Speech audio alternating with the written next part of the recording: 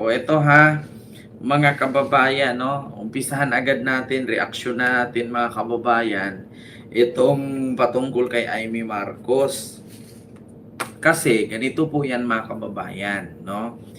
Gigil na gigil po si Tito Sen, si Mig Subiri, at saka si Rafi Tulfo sa ginawa ni Amy ngayon mga kababayan sa Senado, na meron po siyang inilabas na isang video na kumakalat ngayon. Hindi natin alam kung AI na naman to, na binigkas doon sa isang source, si Mig Subiri, si Tito Sen, na suportado daw itong term extension ni PBBM. Di ba kung naalala ninyo mga kababayan, meron ngang kumakalat nga naman na si PBBM daw ay gawing prime minister para tumaas daw ang kanyang termino at hindi daw makatakbo si Sara Duterte bilang presidente sa 2028. So ngayon mga kababayan, yung nilabas kasi ni Amy Marcos na video mga kababayan sa Senado ay hindi po totoo yung mga sinasabi, fake news. O doon na tayo sa ngalan na nakipagpulong si Tito Sen. Natural po mga kababayan, makipagpulong po si Tito Sen sa mga matataas na leader sa ating bansa. Kasi Senate President nga naman siya. Kung meron ngang Philippine President, merong Senate President. Meron ding House Speaker na kung saan yun din yung pinuno sa Kongreso. So ngayon mga kababayan, hindi naman po natin yan makaligtaan na mag-meeting-meeting yan sila kasi mga politician naman yan. Maliban na lang kung si Tito Sen ay hindi kaalyado or kontrapartido sa government. Pagkakaalam natin mga kababayan, si Tito Sen po at si PBBM in good terms naman. Si Bujidi naman in good terms din naman ni PBBM. So kung mag-meeting-meeting man sila, nasa kanila na yan. Ang problema kasi mga kababayan, itong si Amy Marcos ay napaka-chismosa po. Alam naman po natin mga kababayan na chismosa po talaga to si Amy noon pa man. Sinabihan nga siya ni Bintulfo na unahin na lang niya ang kanyang pagiging senador kaysa sa unahin yung pagiging chismosa. So ngayon mga kababayan, naglabas siya ng video na merong nagsabi na si Tito Sen daw ay sang-ayon daw at palalawigin daw o pahahabain itong termino ni PBBM. So ngayon mga kababayan, nagalit itong si Tito Sen. Sabi ni Tito Sen, tinanong mo dapat sa source mo kung yun bang mga advice nitong mga kausap ko ay sinang-ayunan ko. Hindi ko nga ito inupin sa mga kapwa ko senador dito sa Senado kasi nga alam naman daw ni Tito Sen na hindi maganda. Ito po mga kababayan, ipaparinig ko po sa inyo na kung saan si Tito Sen nag-react hanggang si Mig Subiri ay muntik ng sapakin ito si Amy Marcos kasi sa sobrang kachismosa. Ito po mga kababayan, pakinggan natin. Napaka-chismosa kasi nito ni Amy. Inakusahan ni Senadora Amy Marcos si dating Senate President Tito Soto kaugnay ng pakikipagpulong para umano sa pag-amyenda ng konstitusyon. Pinabulaanan niya ni Soto at umalma rin ang minorya. Nakatutok si Ian Cruz. Ayan na. Nabuti di siya dun sinabunutan. Sa kanyang privilege speech, isang video ang ipinalabas si Senadora Amy Marcos. Dito, inilatag niya ang aligasyong nakipagpulong daw si dating Senate President Tito Soto kay House Speaker Bogie D para raw sa balak na pag-amyenda sa ligang batas sa pamamagitan ng CONAS o Constituent Assembly. At para mangyari yan, kailangan daw ng no-el o no election scenario. Malakas ang ugong ng no-el sa 2028. Lumutang na rin ang mga detalye. Magte-term extension ang mga congressman. At madadagdagan ng 3 taon na mananatiling nakaupo sa pwesto hanggang 2031. Ganon din, 2028. Ganon din ang mga senador, pati ang Pangulo, hanggang 2031 na raw. Gagawin din daw ng plano. Narinig niyo mga kababayan, na raw. So ibig sabihin, hindi siya sure. Walang kasiguraduhan yung sinasabi niya kasi na raw. Alam niyo mga kababayan, dati pa naman to sinasabi ni Amy yung mga ganitong issue. Puro siya chismis. Wala na lang siyang ginawa sa Senado kundi magchismis ng magchismis ng magchismis. Alam niyo kung ganito lang din naman ang magiging senador ng ating bansa. Dapat dito tahiin yung bunganga ni Amy. Dapat busalan to Di ba chismosa siya literal? Bakit? Biruin mo raw, na raw, na raw. Yung ibig sabihin, allegedly, chismis lang ang ginawa, di ba? Interchange at Noel Mm. ang impeachment ni Vice President Sara Duterte. 'Di ba? So, alam niyo mga kababayan, gumawa sila ng intrigang ganito para saan? Para malinlang nila ang taong bayan, para magalit ang taong bayan. Alam niyo itong ginawa ni Amy na to? Ano to dapat kasuhan ng sedisyon to sa inciting to sedition tong ginawa niya. Bakit? Lahat ng halos mga matataas na politician, dinamay niya, pati ang Pangulo, gumawa siya ng issue. Alam niyo kung laging ganito ang inilalabas nitong mga politician na anti-government, no, mga kababayan, magagalit ang taong bayan. Kasi alam niyo naman na minsan may mga taong mabilis maniwala. 'Di ba? May mga taong mabilis mauto, lalong-lalo na yung mga supporter ni Sara at ni Duterte, no? Ng supporter nito mga Duterte na mga bobo, mga mahihirap, mga patay gutom, mga manyakis, yung mga dugyot, mga pangit na kailangan magparitoke para gumanda. Oo, pero pangit din naman pagpanganak nila. Oo, maraming naniniwala, 'di ba, mga kababayan? Oh, dapat nga ito kasuhan ito tadtarin ng kaso to si Amy. Pigain, alam nyo kung ako lang si PBBM, ito, anuhin ko to daganan ko to ng pison hanggang sa makaigit. Oo. Pigain ko ng pigain. Alam nyo, kung ako, pamilya ko to, anuhin ko to itakwil ko to bilang pamilya Hindi ko to kilalanin, mga kababayan. Kakahiya. Impeachment, Mm. no elections, term extension. Ito ang inaatupag ng ilang mambabatas Naraw na nagiging naman yan. mambubutas ng sikmura ng taong bayan. Ayan na naman. Inuuna ito kesa gutom, trabaho, kalusugan, kabuhayan. Kaya Ang tanong ngayon, Amy, ikaw, ano bang ginawa mo? Yung mga nagutom, tinulungan mo ba? Yung mga walang trabaho, nabigyan mo ba ng trabaho? Di ba wala rin naman? tanong ngayon, Oh. ayaw ba talaga ng palasyo sa Chacha o kunwari lang? O talaga bang Alam nyo kung tutuusin, kung ako tanungin, mas gusto ko pang mag-charter change. Bakit? Biruin nyo si Sara nga ngayon Ang layo-layo pa ng eleksyon, ang aga na ni Sara nagdeklara, gusto na maging presidente. Kulang na nga lang ipapatay si BBM para siya na yung uupo Di ba? Kulang na lang ipapatay si Marcos para si Sara na maging presidente. Tapos gagawa pa kayo ng kwento. Anong source ni Amy? Yung baba niya na may antina. Di ba? ng respeto sa Pangulo? Oh. Sabi ni Marcos, may mga source daw siya tungkol sa napag-usapan sa meeting. O, di ilabas mo yung source mo. Kung may source ka, di file mo ng kaso yan. Oo, magpatawag ka dyan. Ipatawag mo yung source mo. Ipatawag mo yung mga taong involved. Di ba? Di ba pagdating kay Digong, ang bilis-bilis mong magpatawag? O, bakit ngayon hindi mo kayang ipatawag? Sige nga. Sino ba yung mga source mo? Ilabas mo nga. Para mapatunayan. Para kung hindi mo mailabas yung source mo yan, dapat kasuhan ka Di ba? Bukod kay Lito Banayo, napakarami kong sources patungkol sa mga meeting na naganap para sa sinusulong na Constituent Assembly o CONAS. Mga kalipunan ng mga politikong hindi nananalo sa mga matataas na posisyon, inaambisyon nila.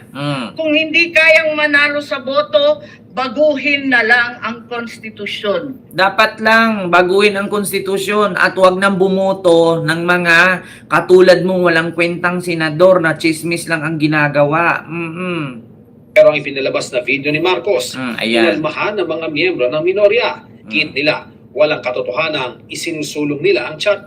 Naglabas ng video, tapos yung video gawa-gawa lang din naman ni Daryl Yap. Diyos ko naman. Kanino ba nanggaling yung video na yan?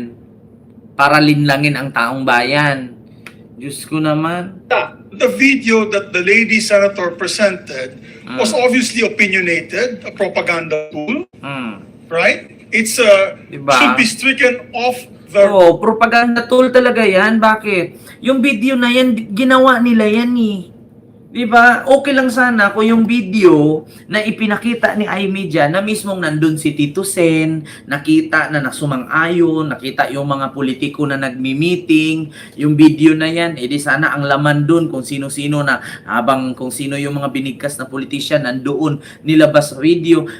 Ang nilabas mga kababayan, isa lang namang, alam nyo yung parang nanood ka lang ng sine na may mga karakter, may mga nagsasadula. Di ba? Paano mo papaniwalaan yan? Tanong ko kayo mga kababayan, paano ka maniniwala kung ang video nakalagay sulat lang, parang alam mo yung gumawa ka ng kanta na lyrics lang, walang tao. Di ba? Record, Madam President. And it's unparliamentary. We've seen videos presenting evidence. O, paano mo nasasabing evidence yan kung ang lumalabas letra lang tapos nagsasalita? O, sino yung nagnanarrate? Siya lang din. O, tapos asan yung video? Anong laman ng video? Kwento. Kung ano yung ginawa ni Amy sa harap ngayon ng mga senador, ganon. Meron daw isang term extension, meron daw ganito, meron daw ganyan, merong raw. Puro raw, allegedly sa madaling salita, wala siyang sure. Kasi raw. Di ba? Kwento lang. Okay lang sana kung ang nilabas video, ito yung video na kuanan si Tito Sen nakipagpulong, nakipag-meeting.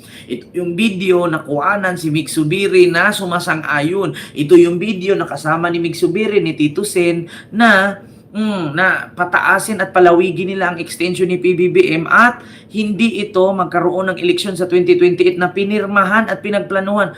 Wala naman doon sa video nilabas. Alam yung nilabas, puro lang kwento. Boses ni Amy na parang kumakain ng bubblegum na matagal ng ninguya na hindi niluluwa. For evidence on issues that are taken up on the floor. Hindi ba na ba tayo dito Yeah. sa Senado? Kaya sinasabi, we're a circus. I apologize to those who are watching. Si Soto, sinigundahan ng motion ni Zubiri, sabay umalma sa aligasyon sa kanya ni Marcos. Nag-usap kami, nakita kami. As a matter of fact, you will not be surprised. You should not be surprised if I often see Bo GD. Because Bo GD is my golf mate. During that time, na pinag-uusapan nila yung na binabanggit na nag-meeting daw kami dahil sa chacha. Parang ganun ang dating eh. Oh. That's not true. Pero kontra sa motion ng kasama ni Marcos sa mayorya.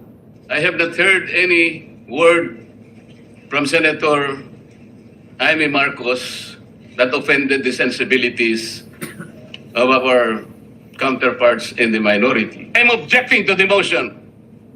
Wag po tayong balat sibuyas. Matapos ang mahabang debate, Kaya na naman tayo kay Marcoleta. Huwag po tayong balat sibuyas. Isamantalang ikaw, pumapatol ka nga sa vlogger. Putragis na yan. I move to strike the horrible propaganda video Ma'am Susan, hello of the po. records of this great institution, Madam President. I rise on a matter of personal The collective good lady privilege. senator has indicated that she's rising on a matter of personal and collective privilege. We recognize once again Senator Amy Marcos. Thank you very much. Magandang hapon po, Madam President, our Majority Leader, the ladies and gentlemen of the Senate. I rise today on a matter of personal and collective privilege to address a pressing issue of Dinurog-duro. utmost national importance. Actually, mga kababayan, dinuro-duro talaga siya ni Mig Zubiri doon. Kung, naku, buti hindi siya sinapak. Alam mo kung sinapak siya ni Migs doon, yung ilong nagawa niya at yung baba niyang pinutulan ng buto, mawingig tayo. Gaganon talaga yung uuwi ng Ilocos yan. Oo, tatabingi yung ilong yung gaganon. Alam mo, galit na galit si Mig Zubiri. Sabi, akala ko nga, lalapitan siya at duru-duruin eh. Galit na galit si Mig Zubiri. Sa kaya biruin mo, gagawa ka ng kwento tapos wala kang maipakita kung sino yung source na yan. Wala man lang maskin video. Kwento lang. Sa madaling salita, chismis lang. Galit na galit si Mig Zubiri. Napanood ko yung... For far too long, Di ko sure kung nakuhaan ng video yung lumapit si Mig Zubiri sa kanya. Buti, andoon si Bongo. Kung wala, talagang lalapitan siya ni Mig Zubiri. Muntik siyang sapakin talaga. Sa totoo lang, mga kababayan. our Filipino people have been left uncertain, confused, deliberately kept in the dark regarding the true intentions behind the continuing and increasingly belligerent efforts to append the new Senate leadership and worse, to amend the Constitution. The Filipino people deserve clarity. The Filipino people deserve honesty, and above all, the Filipino people deserve at least the truth. Madam President, today I will not rely solely on my own words. I will present before this chamber a short video containing documentation, footage, and statements directly connected to the ongoing efforts toward term extension and charter change. Ayan na. With your permission, therefore, may we now Meron daw direct siyang the technical team documentation. to play the video. Ayan, meron daw siyang documentation, pero yung documentation na yan, siya lang din nagsasalita. No, kwininto niya kung anong nangyari, tapos may nagsasalita, wala namang mukha. Oo, ito. Presentation. Presentation. Bakit nagpalit ng liderato sa Senado? May I be allowed to humbly move to declare all seats vacant, Mr. President? With 13 affirmative votes, 10 negative votes, and 1 abstention, the positions in all the positions in the Senate is Tapos- hereby declared vacant. Tapos yung mga video, mga kababayan, naalala nyo yung mga video, alam mo yung ini-splice, pinuputol-putol, tapos kinukunik-kunik. Yan ang totoong splice.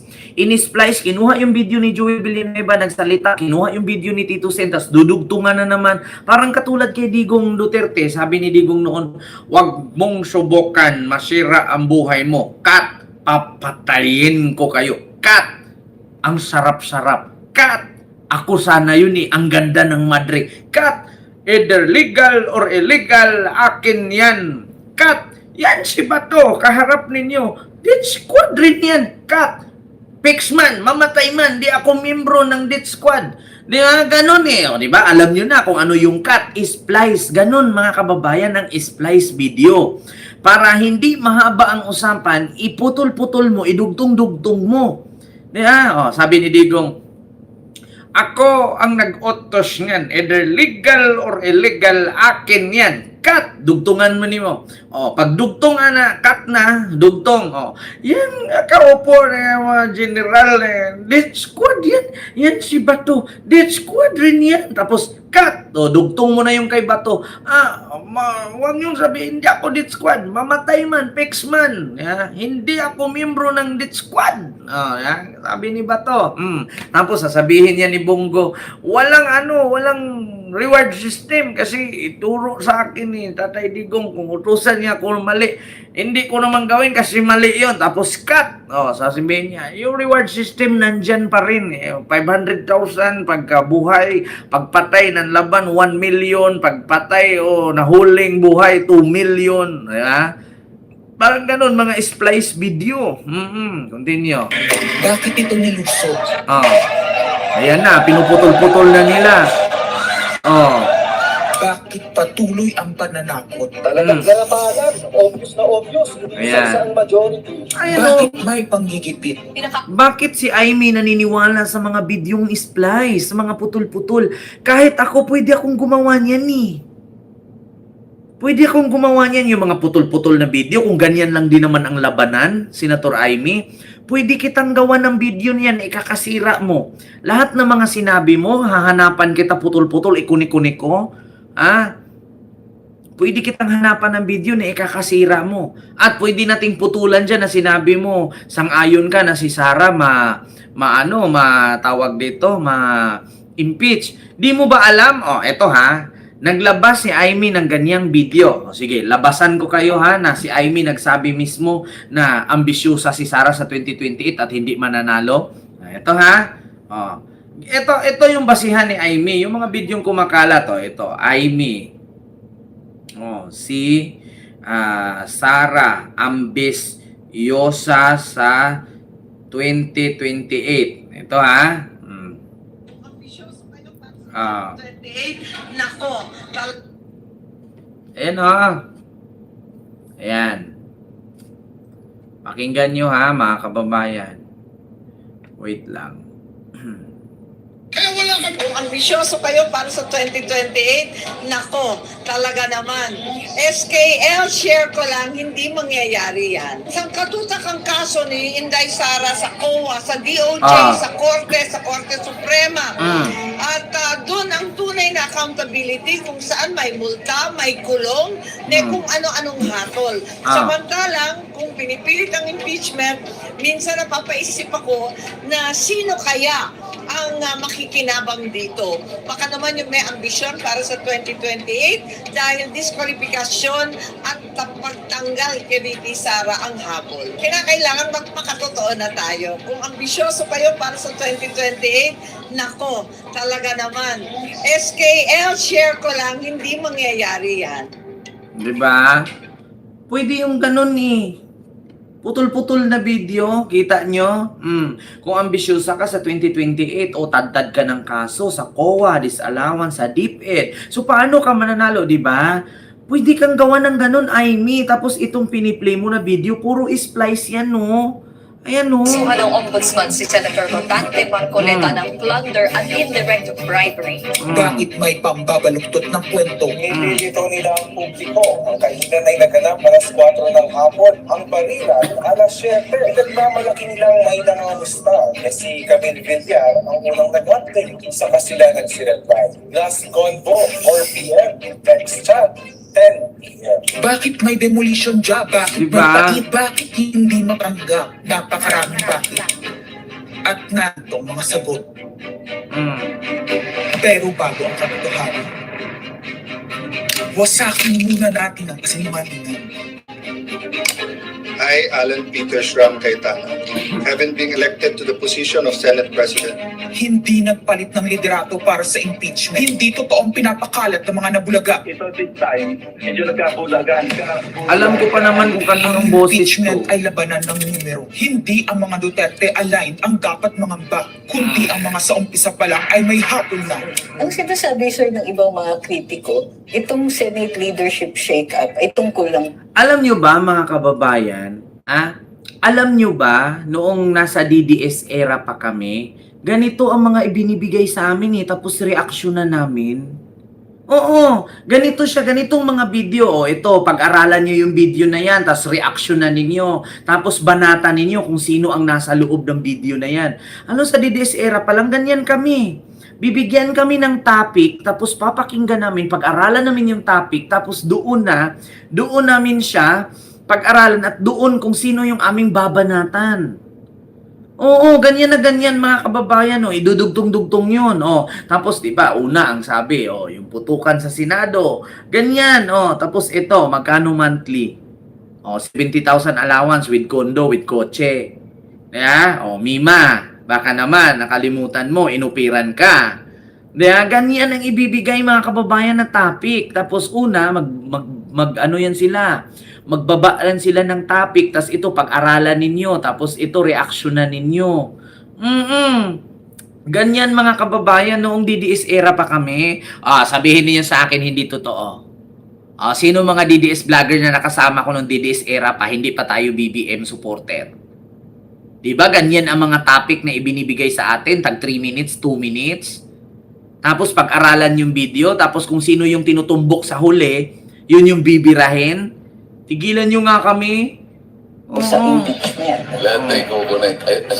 Dinugtong-dugtong yung mga video. Ini-splice. Si Mato is 13. So kahit nawala naman siya, ang pinag-uusapan dito is whether or not you will be able to get 16 votes. Hindi siya pagmumulan ng 16 votes. Wala siya doon 12 kami. Bakit kami Iba-ibang network yan Kung ang pinag-uusapan lang natin ay impeachment. Actually, 9 lang ang kailangan para May ABS-CBN, may bilyonaryo, may More than 25. the required votes. But that's not the point. Ang ano kasi pinipilit nilang i-connect doon. Alam nyo mga kababayan, ito meron pa akong gustong ibulgar. Dati, nung mga DDS supporter pa kami, mga vloggers pa lang kami na hindi pa kami dito nakasuporta sa sa administrasyon, merong mga video na ilalabas ganyan. Sa GC yan. Sa GC, ilalabas yan. Sasabihin yan, eto, merong video. Pag-aralan niyo yung video na yan, tapos gawaan niyo ng reaksyon.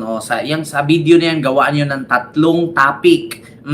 Tapos, bukod dyan mga kababayan, bukod sa ganyang mga topic, meron pa yan. Alala nyo, di ba may mga DDS na pumunta sa China? Naalala nyo, ito, dugtong natin para mag-gets ninyo. Naalala ninyo mga kababayan na may mga DDS vlogger na pumunta sa China na tinuruan ng China paano gumawa ng 1-minute video? Oo, naalala nyo ang ginawa ng Peanut Gallery? Ni PGMN, ni Franco Mabanta, kapag ka nag-react sila, halimbawa sinabi ko, bakit ganito ang nangyari sa ating bansa? Kaguluhan sa Senado. Mawawala ako doon, ang papalit na video, yung putukan sa Senado. Sunod, gusto nilang ipa-impeach si BP Sara. Lalabas na naman ako habang nagsasalita, tapos mawawala na naman ako, yung si BP Sara na naman, impeachment. Tapos lalabas dito si Jinky Luistro, si Laila de Lima, yung mga mukhang ganon. Yan ang itinuro sa China na 1-minute video para manira. Totoo yan. Tayo kasi dito mga kababayan, ako, marunong akong maganyan. Pero ayaw ko kasi yung mag-edit-edit. Gusto ko yung diretso eh. Bakit kailangan ko pang i-explain kung pwede ko man i-play dito, tas hanapin lang natin, tas ipakita. Yung ginawa sa Peanut Gallery na video, ganito ha. Ganito mga kababayan, kung ano yung piniplay ni Aimee, halatang halata, nagawang DDS. Oo, galing lang din yan sa kampo nila. Ito ha. PGMN Romualdez. Naalala niyo mga kababayan yung iplinay ng NBI? Ayan Ito ha. Magandang umaga, magandang gabi, magandang hapon po. Ito. People an apology because I'm coming for your God. Ayan. It is time to pick apart and Ganyan. take down dirty house he built on Ganyan insatiable yun. greed for Ah. money and power. Ganyan ang ginagawa ng Peanut Gallery. Ganyan ang turo ng China. Ferdinand Martin Romualdez. Habang nagsasalita ang vlogger, mawawala siya, lalabas yung mga video. Tapos, sabi niya dito, Ferdinand Martin Romualdez. Lalabas naman si Ferdinand Martin Romualdez, magsasalita. Tapos, pagkatapos magsalita ni Romualdez, siya na naman, babalik na naman yung anchor. Tapos, another video na naman yung lalabas. Ganun. Welcome to the show. Ayan, di ba? Well. Ayan. Uminom muna kayo dahil papunta na tayo sa nakakaiyak at nakakagalit na part 2. Inom kayo. Diba? Ganyan mga kababayan ang video na itinuro ng China. Paano gumawa ng video na 1 minute to 3 minutes? Manira ka ng isang politician. Itinuro nila yan. At saka, Diyos ko, ako ba naman hindi marunong yan sa tagal-tagal ko na for almost 4 years na akong nag-political reactor or political blog. Alam ko, ako kaya kong gawin yan. Halimbawa, nagsalita ako dito ngayon, katulad niyan. Binanata ni ganito si ganito, tapos mawawala ako, lalabas yung video yung bumanat si ganito. Tapos pag nawala na yung video, ako naman yung lalabas. Diba? Kasi mga kababayan, meron yan silang mga editor. Meron yan silang mga scriptwriter. Ikaw yung magsasalita, binabasa mo dyan sa harap, tapos hinto ka, lalabas yung another video, parang sa news outlet.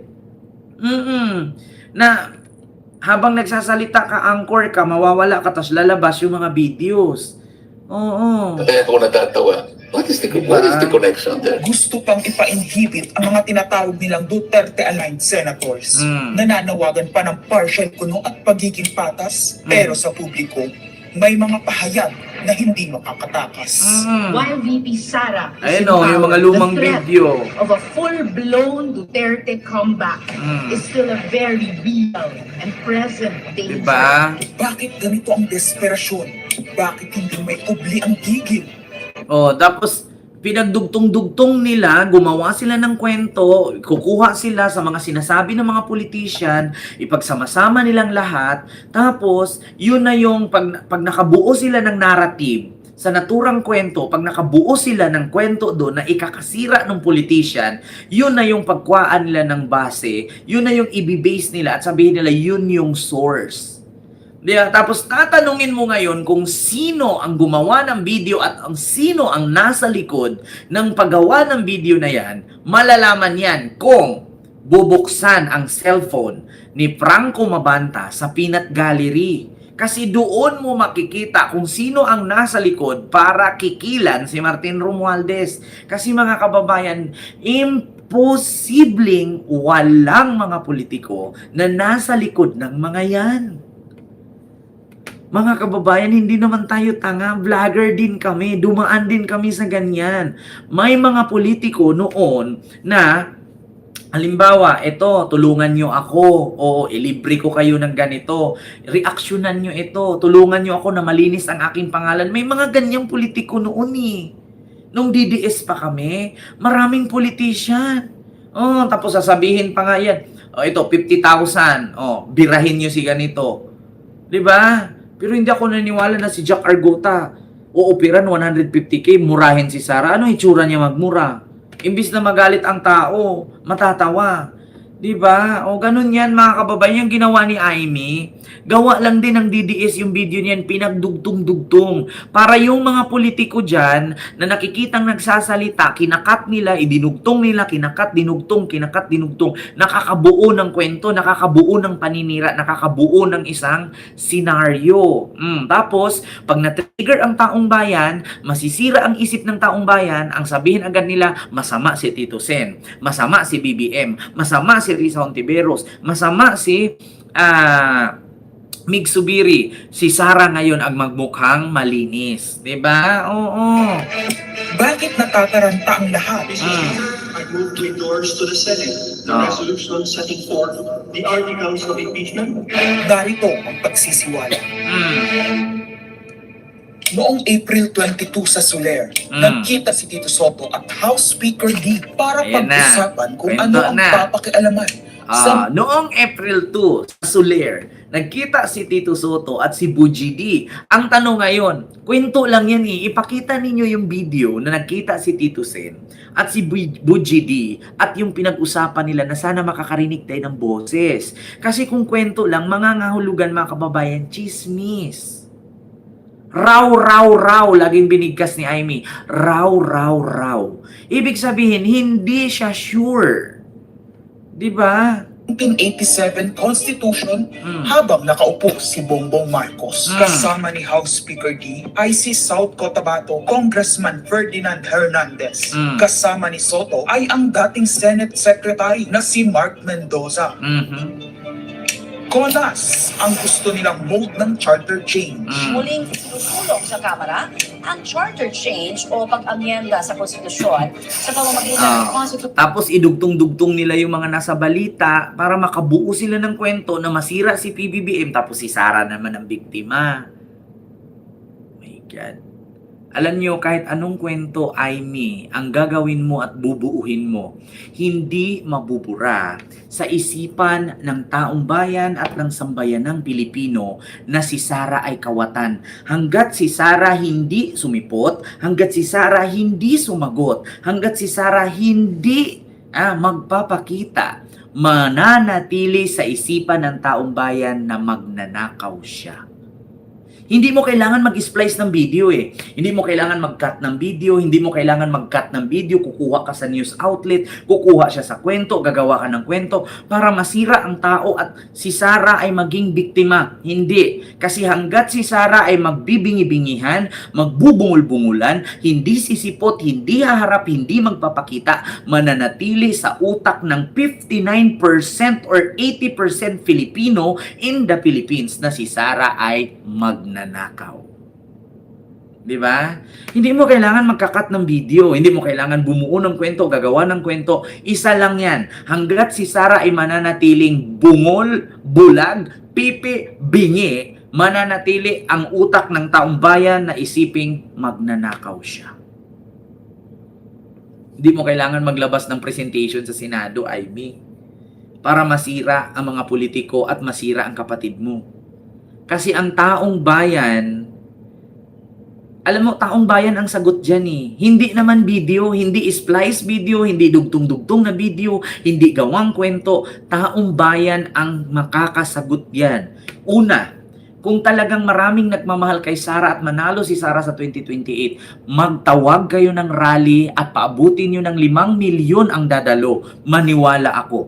Pero kung hindi umabot na 1,000 ang rally ninyo, hindi umabot 1,000 ang tao, nangangahulugan na ang tao pagod na sa inyo.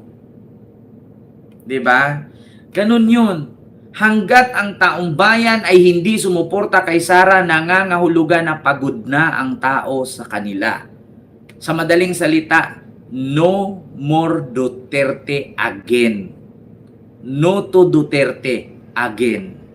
Pagod na ang tao. Gising na ang tao. Ramdam na ng tao, kita na ng tao. Hindi kami nakapikit, hindi kami bulag, hindi kami bungol, hindi kami bingi, hindi kami tanga. Nakita namin kung ilang bilyong pera ang pumasok sa bank account niya, samantalang 88 million lang ang i-declare niya. Ang sabi 2019 to 2024 wala siyang cash, pero ang nilabas ng AMLAC, milyon-milyon ang pumasok ng 2019 hanggang 2024. At hindi kami tanga. Bakit? Yung sinabi nila na ang tumanggap ng confidential fund ay si Mary Grace Piatos, ilabas nyo muna kung nasaan si Mary Grace Piatos, sino si Mary Grace Piatos, ilang taon si Mary Grace Piatos, taga saan si Mary Grace Piatos, at sino si Realme Ocho, Kokoy Villamin, Fiona, Jokno, Marian Rivera, Dudong Bungal, Dudong Barok, at si Jugs Di Luga, Jugs Di Asin, at si anak ng Pateteng. Hanggat hindi nyo ma-explain yan at bakit halos pare-pareho ang pirma ng mga resibong tumanggap ng benepisyo sa confidential fund, hanggat hindi nyo mapaliwanag yan, nakatatak sa isipan ng taong bayan, sa libu-libong nanonood sa akin at sa libu-libong nakasubscribe sa akin na si Sara ay magnanakaw. Yun po yun, mga kababayan. Kailangan pa bang i-memorize yan? Hindi namin kailangan bumuo ng kwento. Hindi namin kailangan magputol-putol ng mga video para sirain namin ang isang tao. Diba? Kasi laging nakatatak sa isipan ng milyon-milyong Pilipino na tinatawag ng 32 milyon bumoto kay Sara. Sige nga, magtawa nga kayo kung kaya nyong abuting 32 milyon. Maniwala lang ako na may 32 milyon pa si Sara. Kung ang nanood sa akin umabot ng 32 milyon, hanggat hindi umabot ng 32 milyon live viewers ko, nangangahulugan na si Sara hindi mananalo at nawala na ng gana ang Pilipino sa kanya. 'Di ba? Totoo po 'yan, mga kababayan.